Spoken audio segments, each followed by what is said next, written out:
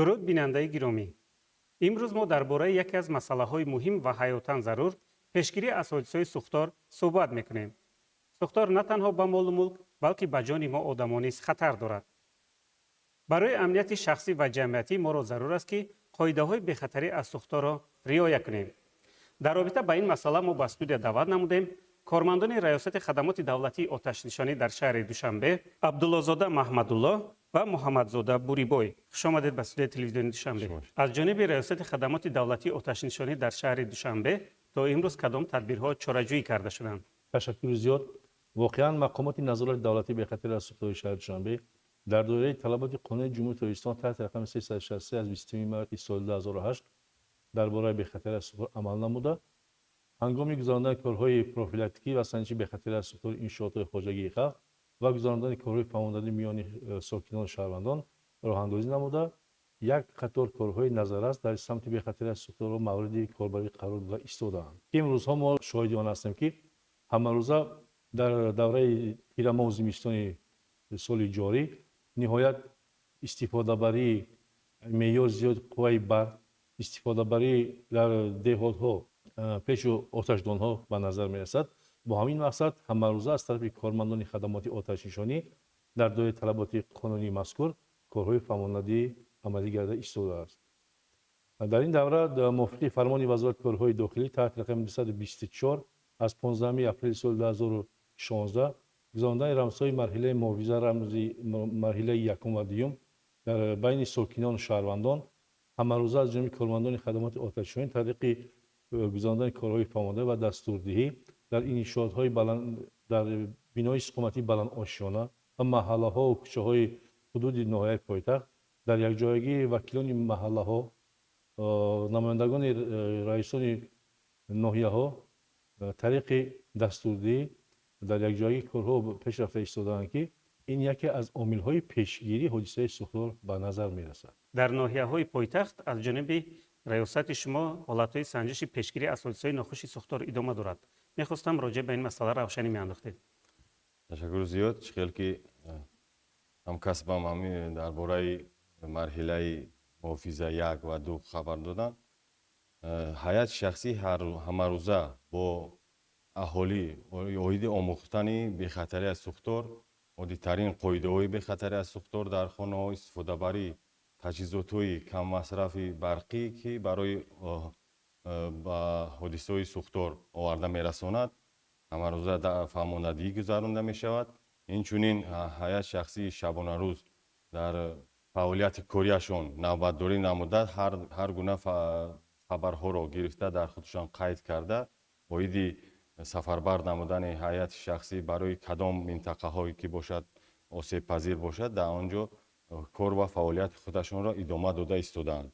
اساساً در فصل زمستان این حادثه‌های سوختار بسیارتر می شود. از به اهمیتی شهروندان می باشد که بسیارتر تجهیزات‌های برقی کم مصرف استفاده نمی برند و همون خاطر سوختار زیاد شدنش ممکن هست. با این جانب ما مرحله قطعی کار کرده ایستادیم. کارهای فهماندهی، کارهای آموزشی در بین اهالی زیاد می‌گردد در فصل زمستان. وابسته به صرفه و سرشته‌کاری استفاده قوای برق از جانب نهاد شما کدام تدبیرها چاره‌جویی کرده شدند؟ گزاراندن کارهای فهماندهی پروفیلاکتیک آتش‌نشانی میان ساکنان و شهروندان از جانب کارمندان خدمات آتش‌نشانی این نهاد همه روزه مورد کاربری قرار داده ایستاده‌اند که مقصد از آن میباشد که سرشته‌کارانه استفاده برای قوای برق را میان شهروندان با طرز درست و دقیق برهمانند. یعنی زمان از طرف خدمات آتش‌نشانی در یک جای کارمندان مقام‌های مربوطه شهری همه روزه کاربری مورد گزاراندن کارهای فهماندهی قرار داده ایستاده است. الکی در قسمت ناحیه‌های حدود پایتخت که راجع به گزاراندن پنل‌های آفتابی که تا 12 اکتبر طبق قرار حکومت پیش بینی کرده بود مورد کاربری قرار گرفته است. اکثریت محله و اهالینشین الکی از این حالت‌ها برخوردار بوده استفاده برای قوای برق را سرشته‌کارانه برآورده ایستاده‌اند.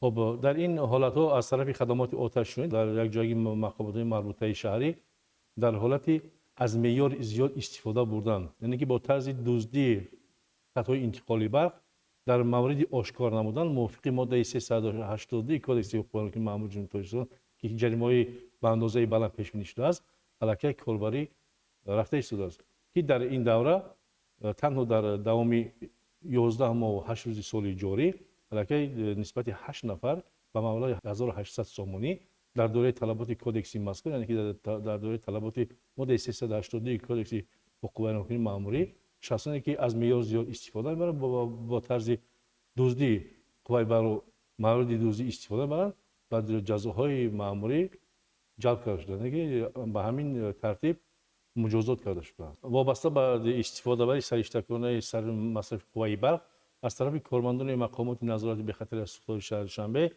در یک جایگی گروه کاری با مقامات مربوطه شهری تأسیس داده شده.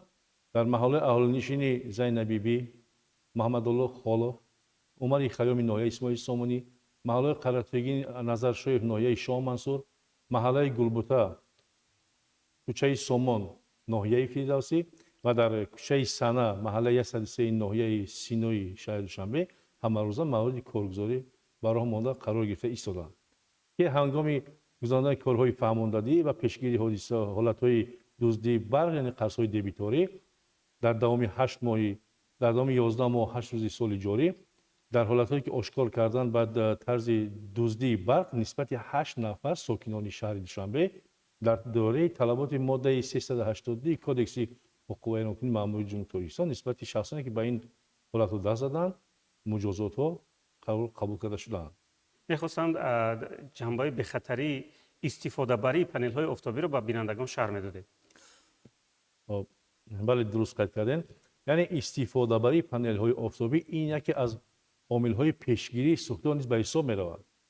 فرض کردیم در حالتی که با استفاده با قوه برق یا دیگر نمود تجهیزات برقی استفاده بردن صرفه نیروی برق شاید از خاطر فراموش کردن، شاید از معیار زیاد استفاده بردن، شاید در یک وصلک برقی از معیار زیاد وصل کردن ناقل های برقی، یعنی این آورده به حالت های سوختار می رساند. این است سوختار آتش نظاره نشونده به حساب رفته بر مالکیت دولتی جمعیتی ضرر و زیان کلان می رساند. از همین لحاظ یعنی استفاده بری خود پنل های آفتابی یکی از عامل های اولیه آن پیشگیری حادثه سوختار را به نظر می رساند. مثلا اینکه استفاده بری نهایت به ما پسند آمد، نهایت برای ما یک مشکلی پیش آمده را برای برطرف کردن مساعدت می‌نماید. از همین لحاظ از شهروندان، از ساکنان و از کارمندان مقامات های خود ساختارهای شهری ناحیوی کارکنان مؤسسات تشکیلات ها خواهش کرده می‌شود که امکانیتی که امروز حکومت جمهوری پیش بینی شده است برای بهبودی تقاضای زمانه معاصر امروزه از پنل‌های آفتابی استفاده بردن شرط و ضرور می‌باشد. کدام اشیاءها در خانه و کارگاه ها خطری بیشتر برای به وجود آمدن سوختار را دارند؟ تجهیزات‌های غیر استانداردی که ما در اهالی استفاده میبرند این کم مصرف نمیباشند. استفاده بری تجهیزات‌های غیر استانداردی یعنی خودساز اینها هم آورده و در انشاءات در خانه‌های استقامتی وقتی که استفاده میبرند هم قوای برق را بسیارتر صرف میکند و هم و ناقل هایی که پیوست شدن در خانه های استقامتی آن تجهیزاتی که هستند برای او سرباری میارد. از سرباری که بسیار می شود بعد آورده به حادثه سوختار آورده می رساند. به همین خاطر تجهیزات های استانداردی که کم مصرف در مغازه ها هستند از اینها استفاده برده به خاطری که حادثه های سوختار و صرفه نمودن قوای برق در فصل زمستان می توانند استفاده برند. بسیارتر حادثه های سوختار از همین تجهیزات هایی که غیر استانداردی خود سازند و توانایی گرفتن برق بسیارتر دارند از همین حساب ها می شوند بسیارتر سوختار و بسیار در 11 ماه ما شکل که گفتیم سوختارهایی که به قید گرفتیم همش از حسابی در خانه استقامتی به قید گرفته شده است که از به احتیاطی نسبتی تجهیزات‌های برقی خودساز و یعنی که ناستانداردی می باشد. از این لحاظ از اهالی و ساکنان پایتخت خواهش کرده می شود که در خانه ها تجهیزات برقی غیر استانداردی و خودساز را استفاده نبرند به خاطر که این با جان سلامتی خود و فرزندان و نست نابود کردن مال و اشیاءهاشون میگردند که بسیار سوختارهایی که در شبکه‌های اجتماعی هم از در تلویزیون هم نشان می‌دهد چه خیلی ضررهای کلان آورده میرسونند. یک صرفه کردن یک تجهیزات برقی استانداردی میتواند از چند حادثه سوختار و مال و ملک را امین داشتن فایده آورده رسوندن. با هم خاطر خواهشمند میشویم که صرفه کردن قوه برق را شکر. پیشگیری کردن به نظر گرفته تجهیزات‌های و در یک وصلک بسیار دو سه تجهیزات را سخت کردن ممکن نیست. وابسته به طلبات زمان تکنیک و تکنولوژیا رشد کرده است. میخواستم که گفته باشید که برای کوچانیدن ساکنان در حالت حادثه‌های ناخوشی سوختار از کدام تکنیک زمانی معاصر استفاده برده می شود؟ امروزها شکر استقلالیت دولت میکنیم که در دوره استقلالیت دولتی ما نقلیات های زمانوی تکنیک و تجهیزات های زمانوی دسترس کرده شده است. به همین خاطر ما یک نقلیات آتش نشانی نورباندار 60 متر می باشد که در آسیا میانه نظیرش نیست. به همین خاطر این نقلیات آتش نشانی با سه واریانتی نجات دادن آدمان از جایهای خوفی سوختار، از جای خوفی سر زدن سوختار ما نجات داده می توانیم. یعنی که تجهیزات زمانوی بوده در بسیار مشق‌ها تاکتیکی آتش‌نشانی در سوختارها ما این نقلیات رو الکی استفاده برده ایستادیم. این فعالیت کاری ما رو خیلی مشکلی‌های کاری ما که در پیش بودن خیلی آسان کرده است. خیلی می‌بینید در شهر زیبا همون بینای بلندشانه زمانوی بسیار شده ایستاده است. و همون خاطر ما نقلیات آماده باش می باشد که در این فصل‌های زمستان در وقتی سر زدن حادثه‌های سوختار برای بخف نبودن اهالی کوچانیدن به جای بخف و تحلیه نمودن آدمان این نقلیات و تجهیزات را ما استفاده برده می توانیم که در شبانه روز در حالت آماده باش قرار دارند با هیئت شخصی و دیگر تجهیزات. با تجهیزات های مخصوص خودنجاتی‌ای که در این تکنیک‌های معاصر هست ما از آنها استفاده برده اهالی را به جای بخف می‌کشانیم. امروز می‌دانیم که در کشورهای دیگر مثال گیریم از اصول واسطه‌های گوناگون استفاده می‌برند برای خاموش نمودن سوختار. آیا در ریاست خدمات دولتی آتش نشانی اصولی نو در این سمت دیده می‌شود؟ وقتی در آشیان‌های بلند وقتی که سوختار به عمل می‌آید در آنجا دود بسیار می‌شود. این ضرر می‌رساند به اهالی. به اون خاطر ما دودکش تجهیزات مخصوصی دودکش داریم که دلخواه جا در جا پیوست کرده اون دودی که در داخل خانه ها است در داخل تهخانه است آن را کشیده برآورده برای نجات دادن آدمان بسیار کمکی اساسی می‌رسانند. باز نقلیات آتش‌نشانی که در حالت آماده باش قرار دارد شبانه روزی فعالیت میکنند در آنها موادهای خاموش نمودن سوختار موادهای سوخت یعنی که از قبیل کفک از قبیل خاک‌های آتش نشانی موجود می باشد که در وقتی خاموش نمودن سوختار این تجهیزات رو ما استفاده میبریم. این موادهای سوخت رو در وقتی خاموش نمودن سوختار با کفک و دیگر خاک‌های خاموش کردن استفاده به غیر از آب با استفاده برده میتوانیم. قبل از فصل زمستان که طلبات به استفاده قوای برق و گرمی زیاد می‌گردند. از جانب ریاست خدمات دولتی آتش نشانی در شهر دوشنبه در نقطه‌های اهالی‌نشین مرکزهای سودا آیا مشق‌های آموزشی راه اندازی کرده شدند؟ تشکر. ما قبلا قید کردیم در دوره تیرماه زمستان طبق قرار محترم رئیس شهر دوشنبه تحت رقم 252 از 2 می سال 2025 در دوره تیرماه زمستانی سال جاری از طرف مقامات نظارت به خطر از سوختار گذراندن کارهای فهماندهی سنجش‌های به خطر از سوختار تنها در انشاءات‌های دولتی موارد کاربری قرار داده ایستادند که این پیش از دوره تیرماه و زمستان یعنی پیشگیری حادثه سوختار رو یعنی مانعگی نمودن با پیشگیری حادثه سوختار میباشد. یعنی ما مساعدت به آن میباشد که ساکنان و شهروندان با حالت‌های سرزنش سوختار راه ندهند. وابسته به این از طرف مقامات نظارت به خطر از سوختار در بازار مرکزهای سودا در از جمله کارخانه واحد دولتی بازار دهقان، بازار سخاوت و دیگر بازارهای مرکز سودای کلان حدود شهر شنبه کارهای یعنی که مشق‌های تاکتیکی آتش نشانی طریق نقلیاتی آتش نشانی و شخصی گذرانده شده ایستادند. این چنین گذرانده شده بودند.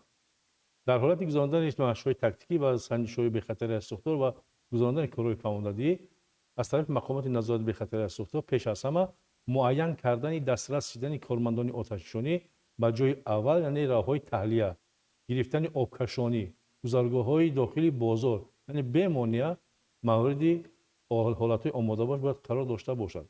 ما نیز به این حالت‌ها با این وسیله‌ها و خدمات بر ساکنان و شهروندان کارهای فراوان نیز پیشنهاد کرده بودیم. و از طرف مقامات نظارت به خطر از سوختار وابسته به حالت‌های پیشگیری ضد سوختار که از طرف قواری حکومت جمهوری اسلامی تحت رقم 234 از 3 می سال 2010 قواری حکومت برآمده شده است یعنی قاعده‌های نظارت به خطر سوختار که عبارت از 1300 بند میباشد یعنی پیشنهاد نمودن چاره‌بینی‌های مقامات ضد سوختار طریق امرنامه و سندهای مقامات ضد سوختار به ساکنان و به شهروندان و به کارخانه‌ها و تشکیلات‌ها طریق خطی و امضاگذاری به راه مانده شده‌اند.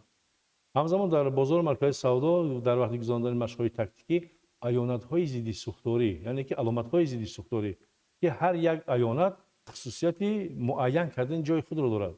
فرض کردیم در درآمدگاه عیانت درآمدگاه که طریق روشندهی نصب می شود در حالت سوختار یعنی خاموش شدن قوای برق و الکی خود روشندهنده پیش را کشاده می ماند.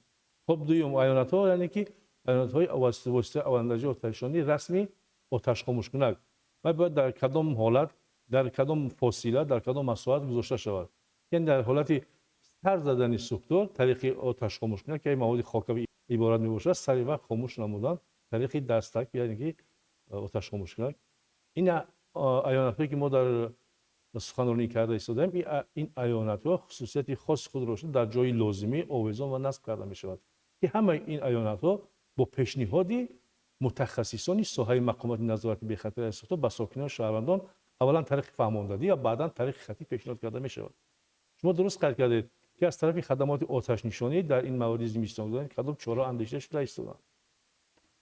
با وابسته به چاره اندیشیده شدن در حالت رعایت نکردن چاره‌بینی‌های مقامات نظارت به خطر از سوختار یعنی که رعایت نکردن قواری حکومت برای تاثیررسانی نسبت هم تشکیلات و مؤسسه طریق ترتیب دادن پروتکل حقوق بیان مأموری ما تاثیررسانی به میان میاریم. در حالی که تاثیررسانی طریق پروتکل مأموری به میان آمد و الکی یک راهبری مؤسسه یا که نوبسته شخص مسئول مؤسسه خود درک میکند که استفاده بری قاعده ضد سوختار یعنی خلاف قواری حکومت براه مانده است. از این رو و سریع بعد از مجازات گرفتن کمبودی آشکار گردیده چیکار میکنه سریع وقت برطرف میسازد. این یکی از عامل‌های پیشگیری سوختار هم به طرز استفاده بری کارهای فراوانی هم به طرز تاثیررسانی میباشد. این حالت‌های اینا که تاثیررسانی طریق پروتکل مأموری طریق کارهای فراوانی با ساکنان با شهروندان و با خود راهبر مؤسسه میباشد. علاوه بر این ما در سرخط اول از سرخط اول سند و معیارهای حقوقی ضد سوختار چی در قانون به خطر از سوختار چی در قواری حکومت ما در سراور درج میکنیم نویسنده میشه که در حالتی به عمل آمدن سوختار با کارمندان یعنی به نقطه مرکز علاقه سرویسات آتش‌نشانی یا دل خوب به نهادهایی که در ناحیه شهر ناحیه قرار دارند طریق تلفن‌های باوری تلفن‌های کاری 01 یعنی طریق تلفن‌های موبیلی طریق برقم‌های یعنی که 101 مراجعه نمایند. از زمان بار دیگر از خود ساکنان شهروندان از راهبر مسئول متخصصان یعنی کارمندان تشکیل مؤسسه ما دعوت به میان میاریم در حالتی به میان آمدن سوختار سریع وقت با مقامات نظارتی ضد سوختار نیازهایی که در ناحیه‌ها نزدیک میباشد سریع وقت مراجعت کرده суроға و جای لازمی جای موقع حادثه سوختار رو درست درج نمودند خبر رسانند. میخواستم گفته باشد که وابسته و فصل سال از جانب ریاست شما کدام کارها اجرا گردیدند؟ درست تشکر زیاد. با دام 11 ماه و 8 روزی که ما پیش طریق سخنرانی کردیم، یعنی ما در فصل اولا در یما و زمستان قبلا سخنرانی کردیم و در ماه‌های مارس، اپریل، می تا به تابستان ما تنها پیشنهاد چاره‌بینی امرنامه زیر سوختار رو با راهبران تشکیلات پیشنهاد میکنیم که پیش از فرا رسیدن فصل گرما، یعنی برطرف کردن علف‌های خشک از آرامگاه، برطرف کردن علف‌های خودروی خط سیر راه‌هایی که برطرف کردن چنین حالت‌ها، یعنی تازه کردن زیر درختان سایه افکن، باغ‌های فرهنگی و فراغتی و خیلی گرد مؤسسات و کارخانه‌ها که خود نیز در حالت زیبایی قرار دارند، در وقت بهار تا به تابستان افزایش علف‌های خشک بیگانه که زیاد می‌افزاید. از همین رو پیش از آنی که به رسیدن، یعنی که به حالت تابستان ما پیش از آن به امرنامه سند و پیشنهاد می‌کنیم که در وقتی که پیش از رسیدن تابستان تازه کردن چنین علف‌های زیر درختان سایه افکن، باغ‌های فرهنگی و فراغتی، آرامگاه و تل‌تپه‌ها از مد نظر دور نمانند، زیرا حالت به وقوع آمدن سوختار یعنی زیان کلان و ضرر زیان کلان به خلق و جمعیت رسانیده می‌شود. در فصل بهار باشد، ما را که به تازگی و آزاده کردن گرد اطراف انشاءات، اولا از خود انشاءات مؤسسه کارخانه خود نهاد آتش نشانی آغاز کرده و بعدا به دیگر انشاءات پیشنهاد میکنه که همه در حالت آزاد نگاه داشتن، چه از به میان آمدن خود پرتوهای بیهوده، یعنی که همه این نگه حالتی عامل سرزنش سوختار به میان میارد. بار اول پیشنهاد کرده بعد تازه و آزاده گردی اطرافی بیناها و در حالت تابستان باشد، یعنی پیش از خشک گردیدن علف‌های خودروی، یعنی علف‌های باغ‌ها و فرهنگی فراغتی و آرامگاه‌ها، امرنامه‌ها در امرنامه ضد سوختاری ما در بندهای چاره‌بینی اساسی هر یک بند رو در مهلت معین گردیده پیشنهاد میکنیم. و در فصل تابستان و تیرما و زمستان باشد، همه وقت ما یعنی گردشی سنجش‌های ما در خود بازار مرکز سودا و میان میاد و در انشاءات مؤسسه تعلیمی و توابتی و میان میاد، در انشاءات‌های خواجگی خلق همه وقت ما پیشنهادهای ما این باشد که در بازار مرکز سودا باشد، یعنی استفاده نبردن سیبان‌های صنعی از قبیل متاهای درگیرنده، یعنی وسیع کردن راه‌های داخلی بازار که در حالت سوختار مانعی نکردن به نقلیه‌های آتش نشانی و آزاد نگاه داشتن منبع آب آتش نشانی که در حالت سوختار برای نصب کردن روده‌های آتش نشانی و پمپ‌های دیگر تجهیزات تکنیکی آتش نشانی مانعی نبودن. ما همین حالت‌ها رو در همین چاره‌بینی‌ها در امرنامه پیش بینی می‌کنیم، یعنی که به راهبریت مسئولین پیشنهاد می‌نماییم. خب این در حالت‌های یعنی تابستان، یعنی که مد نظر دور نماندن. خب در حالت تیرما و زمستان باشد، البته ما پیشنهاد می‌کنیم که گذاشتن هیزم‌ها، یعنی گذاشتن انگشت‌ها، هر یک موادهای سوخته که پیش از استفاده باید در فصل تابعیت خود به میان آمدن و جای علاهیده خود داشته باشد که در حالت جای معین موقع خود را که نداشته باشد، فرض کردیم انگشت اگر در جای نامعین باشد، در اگر زیر برف باران ماند خود از خود و به حالت سوختار آورده می‌رسد. به همین ترتیب ما یعنی با قبلا ما قید کردیم بعداً استفاده باید تجهیزات‌های از معیار زیاد استفاده بردن وصله و ناقل‌های برقی که در دوره زمستان به حالت سوختار آورده نرساند. همین حالت‌ها را مختصر از بندهای خود قوری حکومت، یعنی که تحت رقم 234 ما قبلا قید کردیم، از هر یک بندی که وابسته به هر خصوصیت انشاءات که درج گردیده است پیش بینی گردیده است، ما در هر یک مؤسسه و کارخانه فصل به فصل و ماه و هر یک حالت‌های پیش از سنجش‌ها مورد کاربری و مورد پیشنهاد قرار می‌دهیم. اینجا درباره محله‌های اهالی‌نشین و مرکزهای سودا دیگر جایها صحبت کرده. می‌خواستم راجع به ساکنانی که در بلند آشیانه‌ها زندگی می‌کنند برای به خطر از سوختار چی توصیه می‌دهید؟ مقامات نظارت به خطر از سوختار با مقصد پیشگیری نمودن حالت‌های سرزدن سوختار ما قبلا قید کردیم که در دوره 11 ماه گذراندن مرحله رمزی موعظه مرحله یکم و دوم این و ترتیبی گذاردن کارهای فهماندنی میان ساکنان محله‌ها اهالی‌نشین و بلند استقامتی بلند آشنا به میان می‌رود. خب در این حالت از طرف خدمات آتش‌نشانی طریق امرنامه‌هایی که به منزل استقامتی یعنی زیربند شده است، چهاربینی پیشبینی شده است، طریق خطی پیشنهاد می‌نمایند. اولا اینکه از خود ساکنان شهروندان که در محلهای در خانه‌های استقامتی بلند آشنا مورد زندگانی قرار دارند خواهش و طلب کرده می‌شود که اولا استفاده بری نیروی برق را موافق تعدادی معین کرده براه مانند.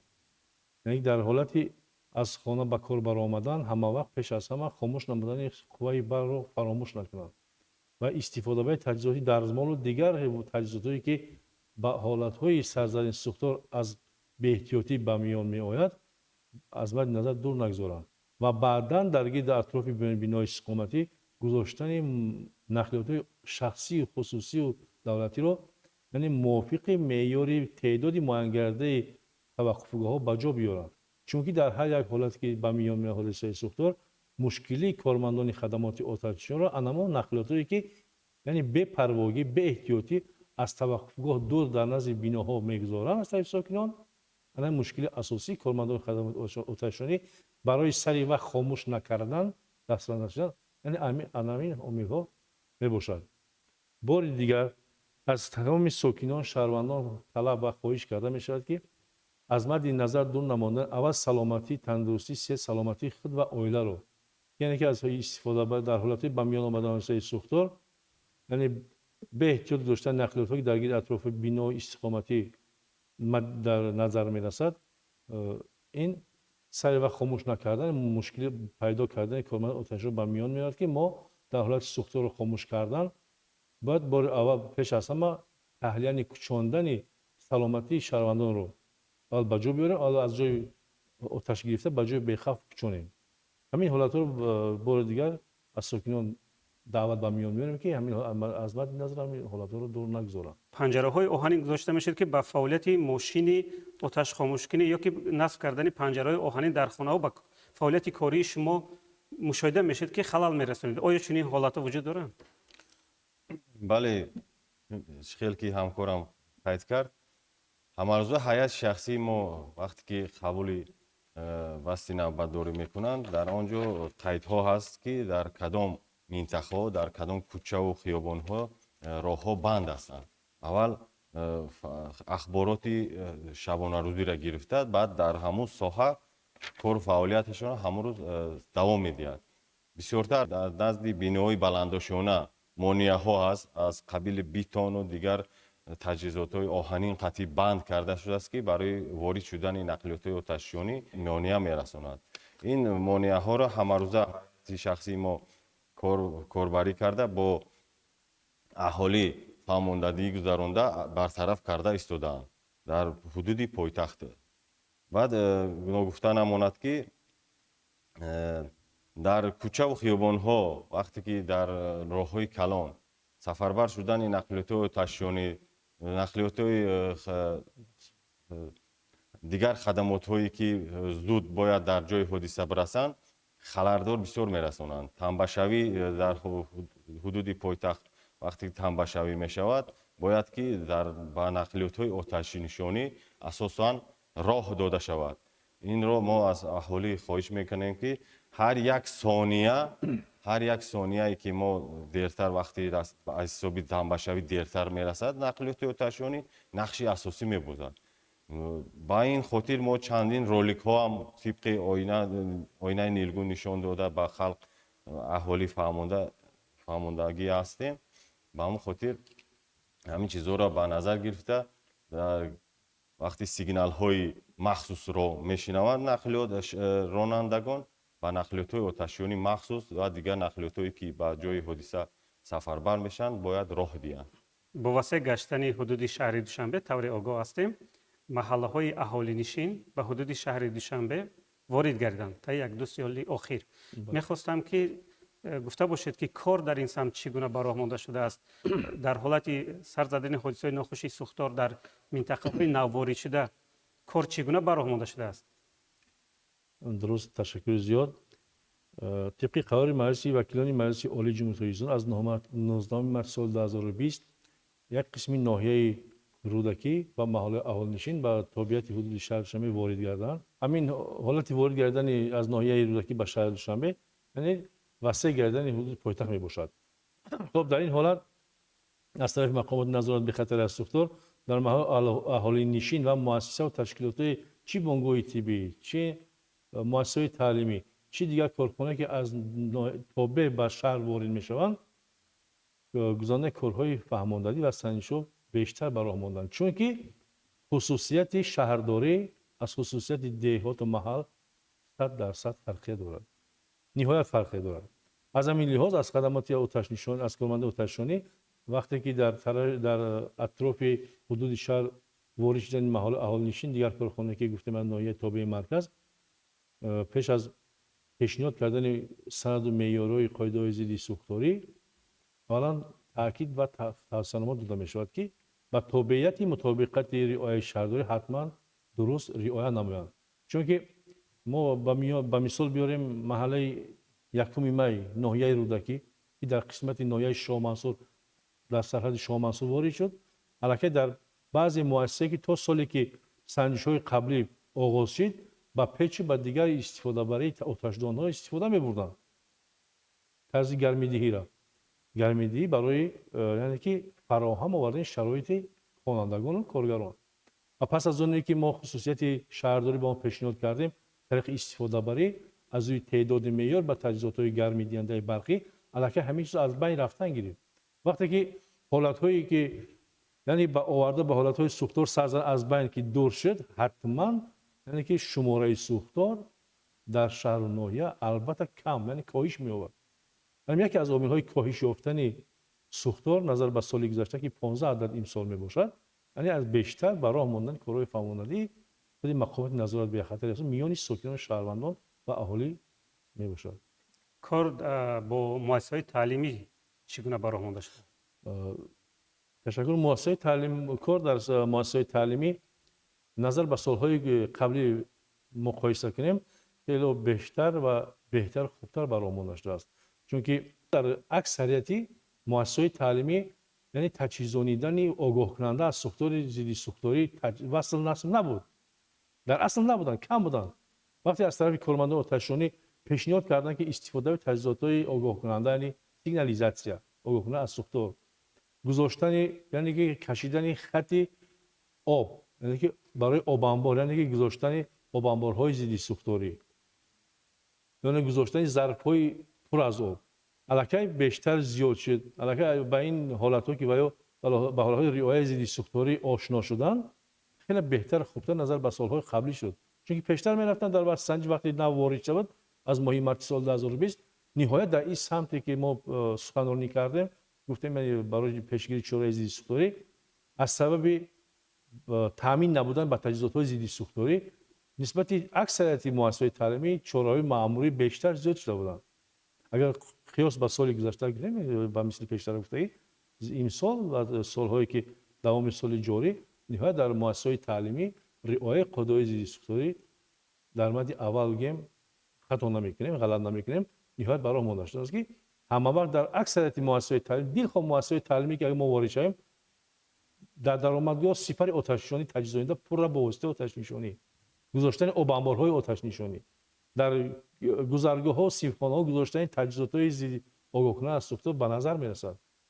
همین یعنی که همین حالت‌ها این از شهادت می‌دهد که از طرف کارمندان آتش‌نشانی در میان ساکنان در میان مؤسسات تعلیمی و کارخانه تشکیلات خصوصی و دولتی بیشتر زیاد برای مانده شده است. ما در عرفه سال نو میلادی قرار داریم. می‌خواستیم که راجع به این مسئله چی کارها از جانب نهاد شما برای مانده شده است؟ طبق قرار رئیس شهر دوشنبه محترم رستم امامی تحت رقم 755 از 16 نوامبر سال 2025 یعنی گذاشتن نصب کردن ارچه‌های سالنوی در 6 موقع منطقه حدود پایتخت مورد گذاشتن قرار گرفته است.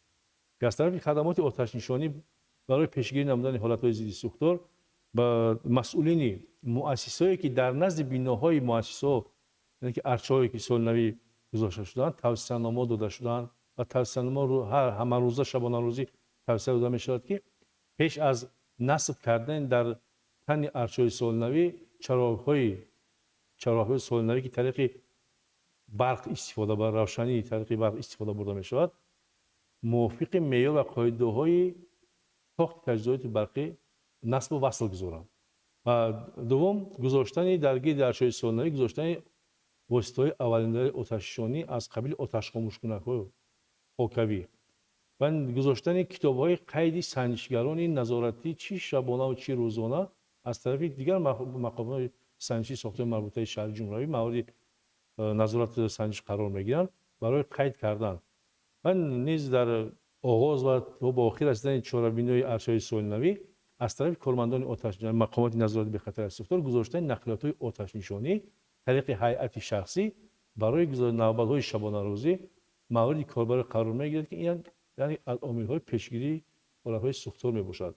و در همین مورد از تمام ساکنان شهروندان از راهبران مسئولین کارخانه و تشکیلاتی که در گرد اطراف موقع بیناهای آنها گذاشتن ارشد سولنوی مورد کاربری عین زمان قرار دارد طلب و خواهش کرده می‌شود برای بیشتر و بهتر خوب بودن اولا طرز سلامتی صحت تندرستی خود و تندرستی خلق ملت پیشگیری حادثه سوختار از مد نظر دور نگذاشته برای رعایت حتمی همروزه در یک جای کارمندان خدمات آتش‌نشانی در رابطه همکاری قرار داده شود. علاوه تاکید و پیشنهاد کرده می‌شود که یعنی از تمام ساکنان استفاده طلب کرده میشه استفاده برای موادهای ترفگری پیروتکنیکی را از خود دور نموده به